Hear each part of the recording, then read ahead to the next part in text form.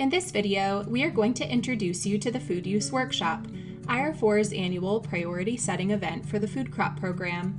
We'll share how stakeholder involvement guides our research cycle, explain the flow of the workshop itself, and what comes after priorities are set.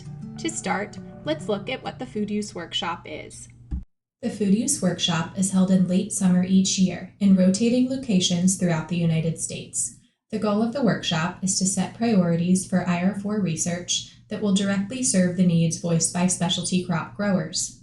Through a consensus-based approach, attendees from all IR-4 regions come together to prioritize high-impact research projects to fund in the upcoming year.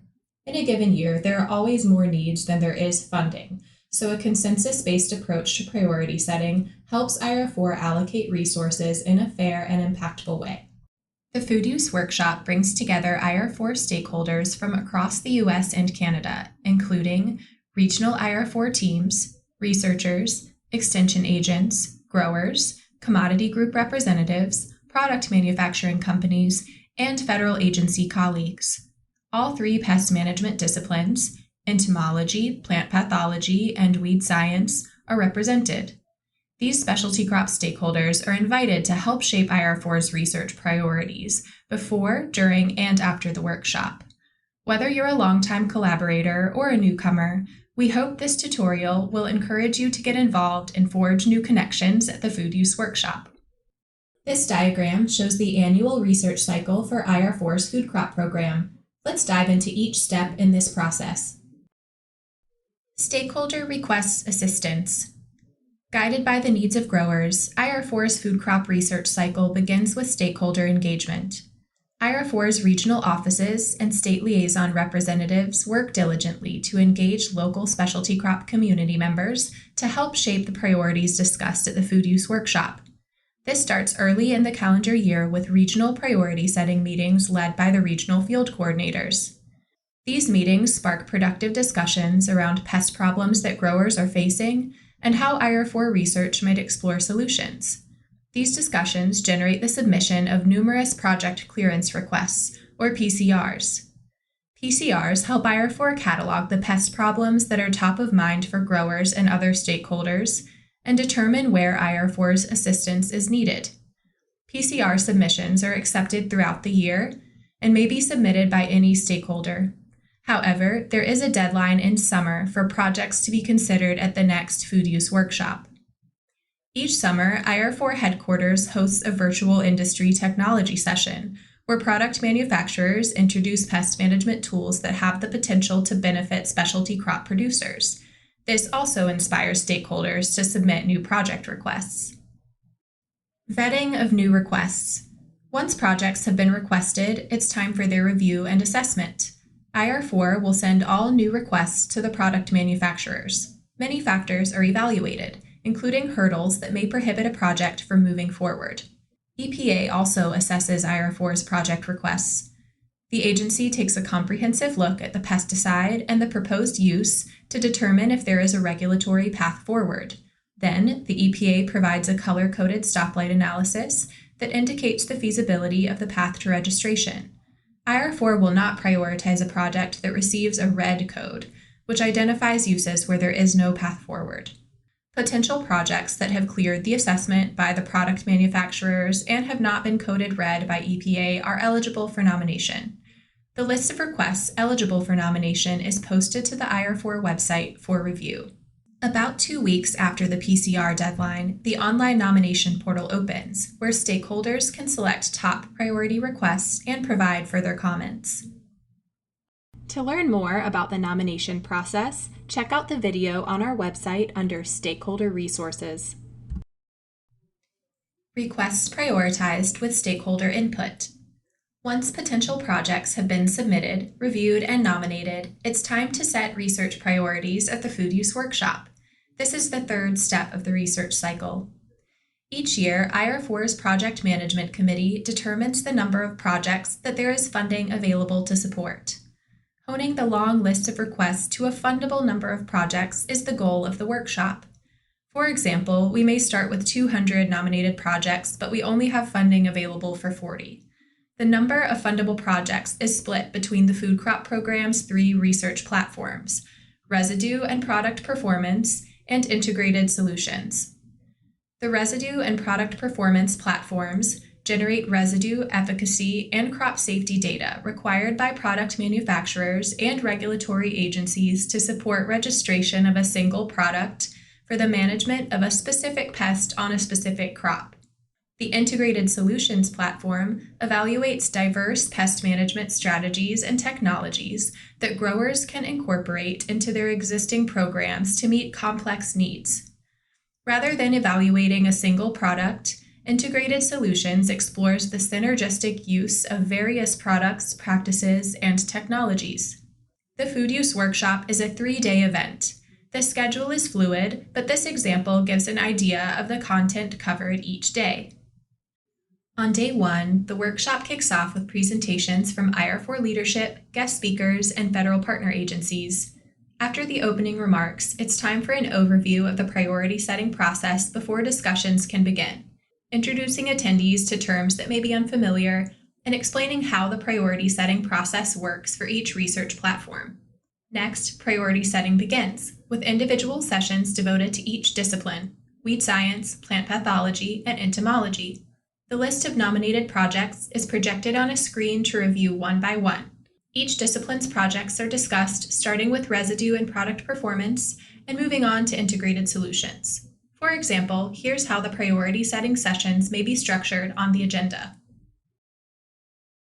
On day 2, priority setting sessions continue.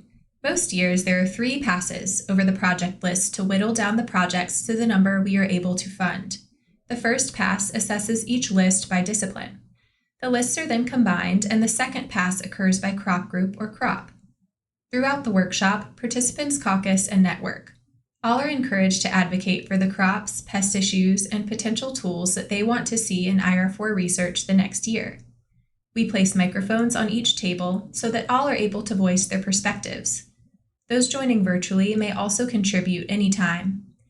The project lists from each round of prioritization are posted online and emailed to participants at the end of each workshop day for review. On day 3, it's time to finalize the list of projects to an amount we can fund. The final pass is organized by crop group and crop with all pest disciplines represented. Residue and product performance projects are finalized, followed by integrated solutions projects. This step can be challenging, as the list of projects is long and funding is finite. Stakeholders are encouraged to advocate for the projects that are the highest need in their view, or voice a willingness to compromise on projects that may be able to wait a year or 2. The thoroughness of the workshop process is critical to building consensus. When the project list is finalized across the 2 research platforms, the workshop concludes, and we applaud our collaborative effort to deliver pest management solutions to specialty crop growers nationwide. A note on food use workshop terminology. While the workshop jargon and processes may feel overwhelming, especially to newcomers, the IR-4 project has developed several resources to guide participants. These resources include a terminology handout as well as a research cycle handout that can be found on the Stakeholder Resources page of IR-4's website. Post-workshop. Following the food use workshop, IR-4 headquarters and regional field coordinators work together to plan and assign trials to researchers across the country. Before these plans are in place, regional teams may prioritize a limited number of additional projects through priority upgrade proposals or regional upgrades. Once research plans are in place, IR-4's field, lab, QA, and regulatory teams work together with land-grant university researchers to complete trials, analyze samples, audit, and submit data to EPA. When submissions are approved, manufacturers can add those uses to their product labels, and growers can implement new tools to protect their specialty crops.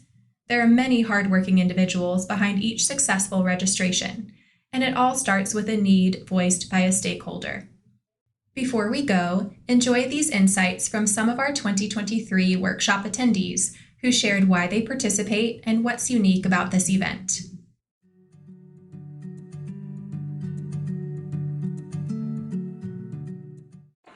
Sure. I have attended the IR-4 food use workshops for a number of years, and there are a multitude of reasons. One is it allows me to put forward requests for new tools in the toolbox for various pathogens that the growers are struggling with. It's also an opportunity for me to learn a lot more about what is new, what I can put forward as new effective disease management strategies, and it's also a really great way to find out what's happening across the country. So this is my first year, and it's been really interesting to see everybody just go through all of the projects and pick which ones need to be researched, and then it's the government funding that has been prioritized for specialty crop research that gets disseminated out to the universities that gets to make a difference for the specialty crop growers. Sure. I'm here at the Food Use Workshop to represent the stakeholders in the Northeast. We hold regional priority meetings leading up to get a feel for what the needs are and what we should support. And so it's my role to help support that here at the workshop and make sure that our needs are addressed and heard.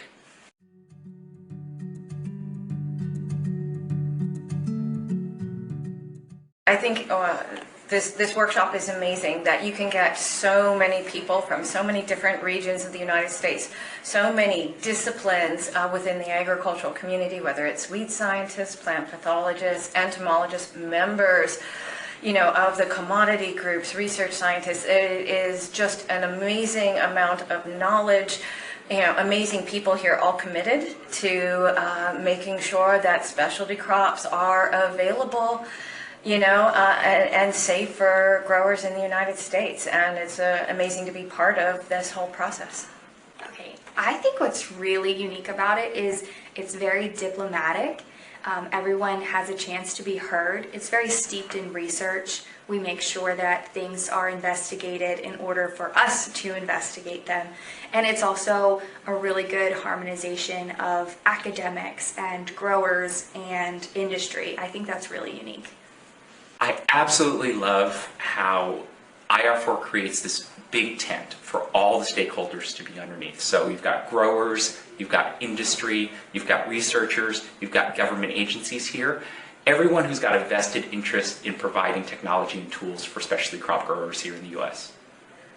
We hope you're inspired to join us at the next workshop. Event details can be found on the Events and Training section of our website. We also encourage you to subscribe to our newsletter for updates. Thank you for your continued role in the specialty crop community.